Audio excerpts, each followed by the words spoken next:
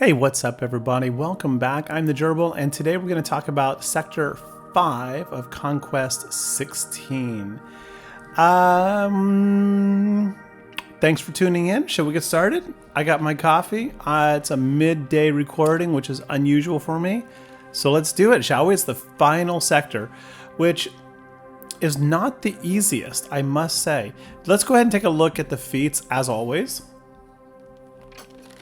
So we got 4 of them, of course. The first one is accuracy up, gain that 50 times, no problemo. That is very, very achievable in a single battle. Next, we have win 15 battles with Geonosian Spy, which means you need 15 battles with Geonosian Spy surviving. Now this one has been a disaster for me, not because I can't do it, but because I have honestly had the worst RNG and things have just not gone right. Like, you know, I wake up first thing in the morning and try to knock out 8 or 9 battles where my brain is not working and I just push the wrong buttons, do the wrong things, add the wrong squads, and forget even to put Spy in there. Yeah. But I've also just I'll explain in a second. Defeat 25 enemies with Death Trooper Peridia. Oh, I gotta say, this is so easy. I mean, it is easy. It is so easy. You're gonna love how easy this is. Like, it's easy. Big old happy smiley face right there. Really, even if you've got a 4-star, 5-star Death Trooper Peridia, it's really easy with one caveat, which I'll explain. Finally, inflict plague 100 times. Only 2 characters can do that. And yeah, you can actually do it in 1 or 2, likely 2 battles if you're focused. Probably going to be 2 battles. If you have no idea what you're doing and you're using the wrong data disks, that can easily be 10 to 15 battles. So be careful. Okay, global feats are global feats, but what you do need to know is we will be using those Night Sisters for Plague, which means we have Talia, who can contribute to that stagger feat right there. And then down below, we will be using Death Trooper Peridia, which means we have an opportunity to get even more stagger with Stormtrooper, Scout Trooper, excuse me, and we can and should be using an Imperial Remnant faction. There's also some opportunity for some Qui-Gon surviving in here, but likely you've knocked the staggers out, so that's kind of a low priority by stage 5, I think. All right, let's start off with those accuracies. How do you get the accuracy up? Well, there are scratch that. That's a carryover I'll fix. There are a lot of characters that provide accuracy up. Starting out, we got Seer, who makes, of course, a really good UFU lead, especially since Baby Cal is also, I'm pretty sure that's Baby Cal. Did I choose the wrong one? Oh, I hope I didn't choose the wrong one. I'm going to look that up while I'm talking if I can. But yeah, Baby Cal also has accuracy up. So you've got 2 in the UFU squad already happening right there. Yep, that's Cal. That's Baby Cal. Then we've got Scarif Rebel Pathfinder, who is a superstar for this feat. Then we got Queen Amma, Dark Trooper Moff Gideon. Both of these align to our stagger feats right here and Imperial Remnant feat. That's why they are in blue. So if you're going that accuracy up and you want to double dip on some feat progress, then these are great if you have them. Basilishan is a good one. 8th Brother gets it every time he uses an ability, applies it to himself, which is great. And then I don't remember, that's one of the Gungans. I don't remember what they all look like yet. Yeah, I know I'm discriminating. Sorry, Gungans, you all look the same. All right, anyway, so yeah, good stuff to know there. Geonosian Spy, survive with him surviving. Survive with him, win with him surviving. If you can't build a full Geo squad win the battle, then consider using some of these other fellas, like hide him back there. So a couple strategies, of course, is, you know, hide behind him. The other one, revive him. So these first ones is like hiding him behind other people, rather. So, of course, if you got your volatile accelerator with Amfly Agony, you walk in, 6 stacks of Purge, AoE, boom, you win, and hopefully Spy survives. Guess what? That didn't work for me. A couple of times. like sincerely a couple of times. Yeah, like I said, had bad RNG with this one. Some friends of mine in the guild said this is the way to go, Lord Vader. Now, I don't have Lord Vader, so for me, that is not the way to go. But if you do, give it a shot, because again, he applies so many debuffs. He goes first. Hopefully you can just outright win. Dash Rendar is an old fan fave of mine because with these, like, he opens up with his AoE and just destroys. But I have not used him in this feat because he has no other synergies that are really working out with me, so I'm not trying that pathway. Hera with Rex is really good because Hera puts backup plan on him, and then Rex wipes the board with his AoE, combined with Sabine, of course, who also has an AoE stagger if you're still needing it, so that works really, really lovely. Of course, by now I think everybody who watches my channel knows Jedi Master Luke, put tank tech on him, and then you're pretty good to go. But if you happen to have Voluntary Vanguard, then you don't really need him as much. Nonetheless, he does allow him to heal up, and then you can put weapon tech for speed on someone else, so it's still a good idea. But that Voluntary Vanguard makes sure that other than AoEs, they have to attack your strongest character on the board. The Vanguard, the Vitality, those allow you to stay alive longer so that you can do whatever you need to do to win the match.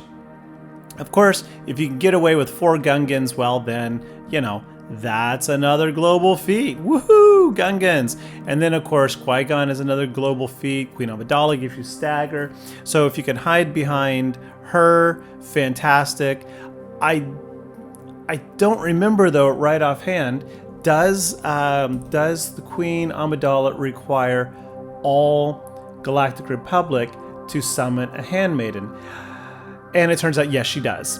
If all allies of Galactic Republic, there are no Galactic Legends or Scoundrels summoning a handmaiden, which means in this situation, you're going to need like General Kenobi or someone else on board because she's not going to be able to summon the handmaiden.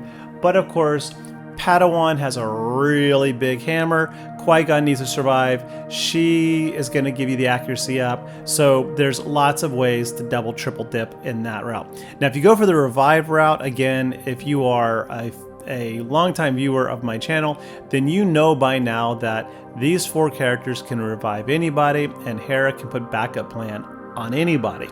They do not care what the faction is, and you know Ewok Elder deserves rank 9 with your best mods because he can Team White Cleanse and revive with 2 different abilities. That's mostly sarcasm, but it is true. He can do that. All right, Death Trooper Peridia. I'm going to show you some video on this one, actually, and I'm going to talk a little bit more in a second, so I'm not going to spend time on this. But honestly, what you want is Imperial Remnant. You want Imperial Remnant. You want a full squad of Imperial Remnants. If you don't have that, consider getting it. Duh. Yeah, sarcasm aside, these 6 characters are really good. Like, but again, you can do this with 4-star, and you can do it with gear 10. Some Zeta is probably required, but seriously, 4-star gear 10, you can do it if you have this right there. This is the MVP of Conquest right now. It is insanely good. It is stupid good. Yeah, more about that in a second. Anyway, you can read this. You are literate, I am sure. If you are not, then apologize for the presumption, but ask somehow and I can try to help you. Send me a voice message. Yeah, and I will certainly help you. Plague. Remember, you got to get 100 stacks of lovely plague. It's not a problem. The only caveat is you do not want to kill the enemy teams. So do not use Volatile Accelerator Amplify Agony, because you will wipe out the enemies real fast and they will all die and your plague count will go down, not up. Okay, so some teams. That is not going to be in the final public draft. That should not be there. Ignore it. Recommended teams for accuracy up. Mon Mothma. if you've got the survivability datacrons and you have a team worth taking into this level of Conquest and you can survive, then Mon Mothma. Because every single assist or turn, right, Mon Mothma calls everybody to attack. And Scare for Emerald Pathfinder is going to apply accuracy up on basic. So if you can go in against like the boss nodes where you've got the 10-minute clock timer or whatever, you can just put the phone on full auto, especially if you're able to rock out with the protection shield, because like I got 3 of the blue protection shields, which means that every time any ally is critically hit, the entire team recovers 45% protection. And if you compile that with vitality, they basically become indestructible. So you just put the phone on full auto basic and you walk away. All right, go have a potty break, you know, squeeze it out. Maybe get yourself a nice frosty beverage. Answer the door first, make sure it's not a stranger. And check with your parents if you are under the age of appropriateness, whatever that is. I don't know, what can like 7-8-year-olds answer the door alone? I don't think so. Make sure it's not a stranger. Yeah, okay, so moving right along, more sarcasm. I'm in a weird mood, I think. Seer Junda, Cal Kestis, 8th Brother, and then I would put in a tank for the hex of it. I actually did this with Malicos, and, well, he just smashed and killed. But yeah, Seer has an AoE accuracy up. I think Cal did, I can't recall.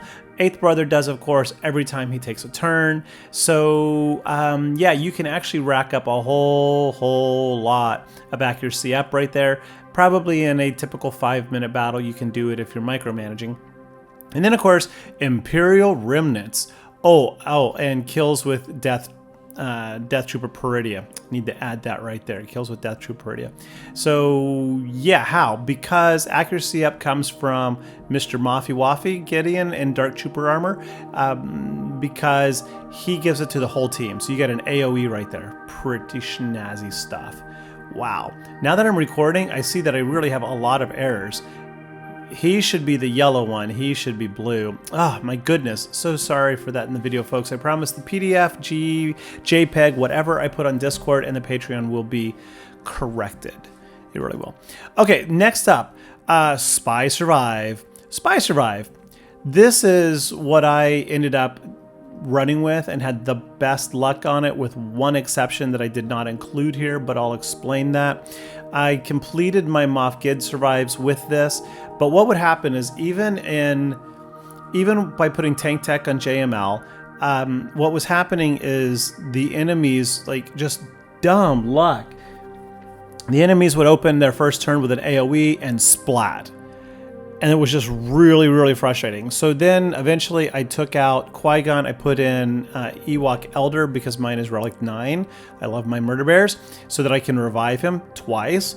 And they would go first turn, AoE, splat, second turn, splat. And I'm like, oh my goodness. Then I went in against a team that marked Ewok Elder right off the bat, then AoE, splat. Like, I just had torrential amounts of bad luck and bad planning. So don't be like me. Look at the enemy teams, evaluate. Do they have AoEs? Are those AoEs gonna wreck whatever level gear yours is? Because mine is like gear 12, no pieces after that. And I am not gearing him up for this event. So if he's gonna be particularly susceptible, then consider what you have carefully. Because any AoE, whether it's Phoenix, Sabine, or whatever, they're going to just splat your bug quick. Now, this one also works really good. You hide behind the Amplify Agony Volatile Accelerator trick here. When the match opens, they should all take insane amounts of damage. GI should turn skip to go second. He should AoE and kill. What happened for me? It was dodge! And as soon as they dodged, kill!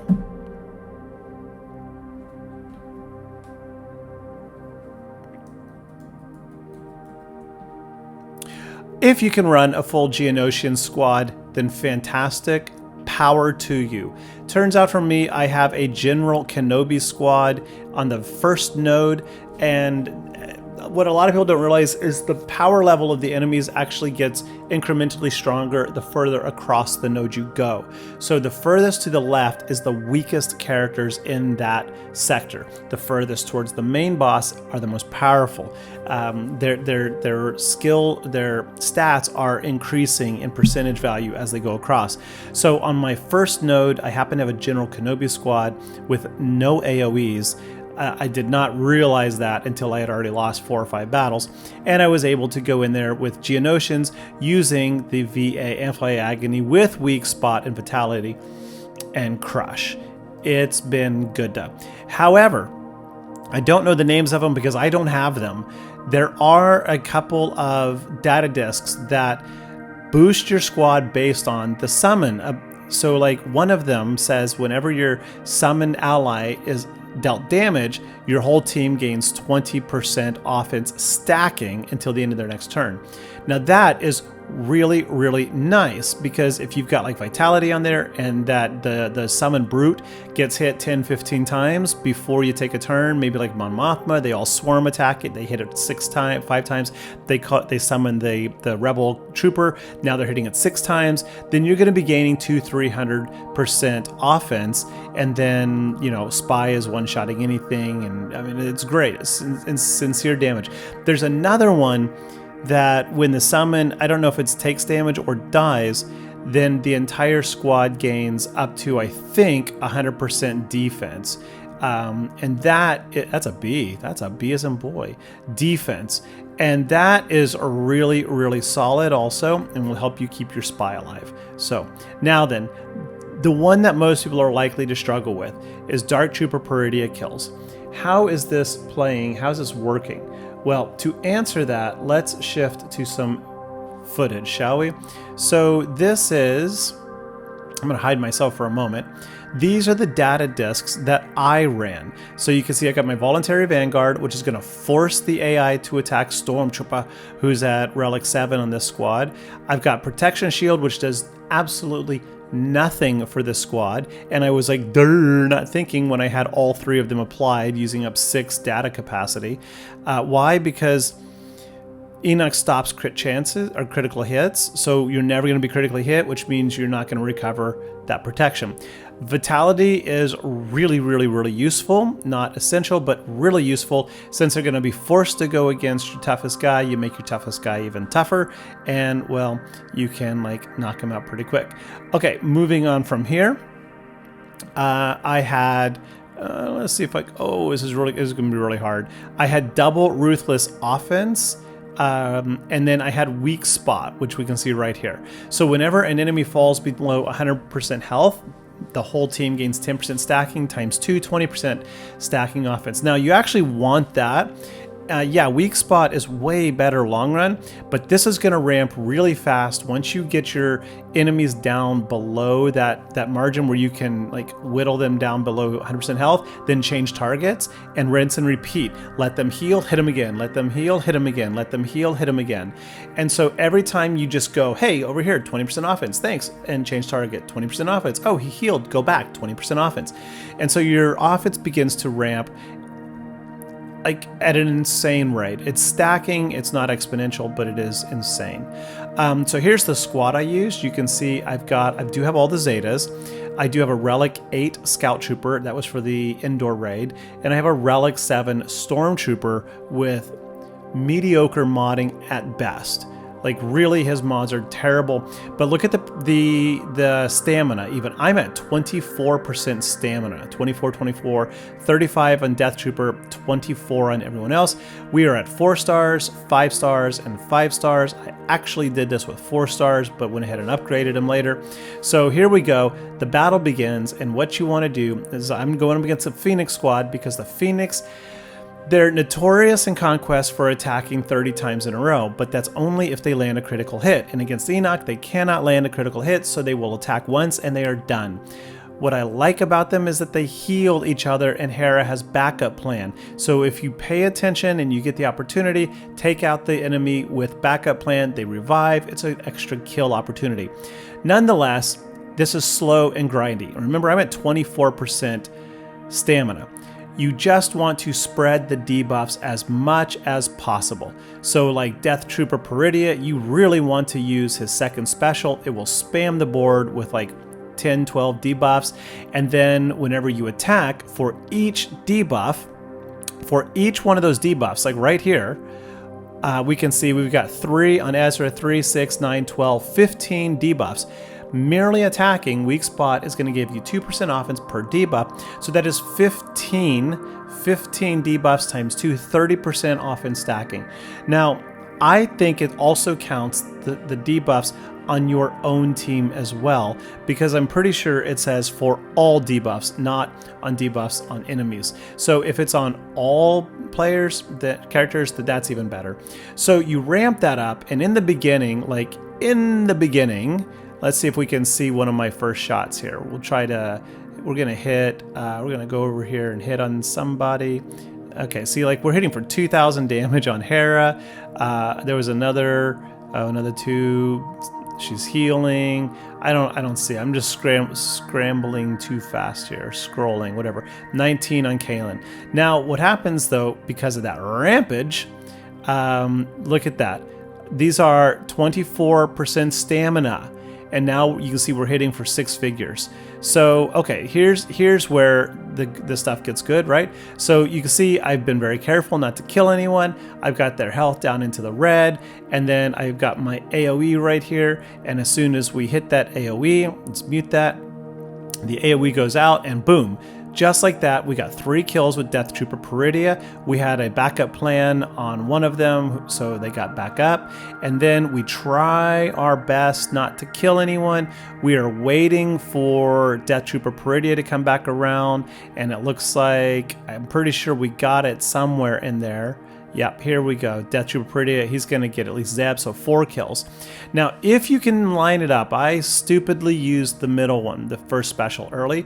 If he gets a kill shot with that, he takes a bonus turn, or it gives him 100% turn meter. I don't remember, but I think it's a bonus turn. I'm pretty sure it's a bonus turn. That bonus turn then allows him to nibble away the entire team. And if you line it up well and everything works out, then you can just go nibble, die, 5 kills. And if their backup plan is there, nibble, die, 6 kills in one battle. Now, that is really how it went for me. And even at that 24% stamina, I was still getting 4 to all 5 kills per battle. So that is, folks, what I recommend, because you don't need high gear or even stamina. Plague is plague. Don't kill your opponent. Like, just don't kill it. Pick the Night Sisters that you got available. You have to have these 2, really. I mean, Marin, you don't really have to have Marin, but she's going to throw a lot more plague. She is the star here. Mother Talzin is also a major source of plague, but Marin's going to put a lot more out there. I put Asajj in here, but I actually, as I say down here, I like Talia over Asajj, because Asajj ramps with all the kills. So the more people that die, the stronger she gets. Eventually she kills the enemies. And if you kill the enemy, then that means you're applying less plague. So I would actually recommend taking out. And if you have Talia as an option, then I would put Talia in there, because again, Talia allows you to gain stagger, which, I don't know, if you need it, great. But Talia is also a healer, so Talia can heal your team. I don't know if she's classified a healer, but Talia has healing mechanics built into the kit. Talia is, in fact, yeah, she's a healer. So Talia heals, Oldaka heals, Zombie has a heal mechanic, so you can keep your team alive longer. Oh, and then you got revive. So I would strongly suggest just all survivable data discs. Find a weak team and just go at it, right? Full auto. Again, go potty, watch a little Stargate, SG1, or whatever you're into. So folks, there it is. A number of errors in here. I will try to fix that. I will fix this. I will make sure I put that, and I'll flip the colors right there. And then I will post this on my, what is it called? My Patreon. See how often I use it. I don't really even know the name. My Patreon. And I will also post it in Discord. on my Discord server. In case you were wondering, yes, I do have a Patreon. No, I do not advertise it. Yes, I have a couple of people who have subscribed to it. Yes, I do intend to start giving them some public thank yous and credits at the end of my videos. If you have subbed to my Patreon, then already, sincerely, thank you so very much. It's very much appreciated. For those of you who don't know, I am doing this channel both to support my gaming addiction, also to help you out there make the game a little bit easier to navigate, but also because I am trying to build up my 6-year-old's college fund. Yes, he's only 6 years old, but before you know it, he will be 18 and going off to college. I know this for a fact because I have a 25-year-old in college. Yeah, 6 and 25, 19 years apart. Crazy! And so, yeah, I do this for my son, and I do this for you, and I do it for me.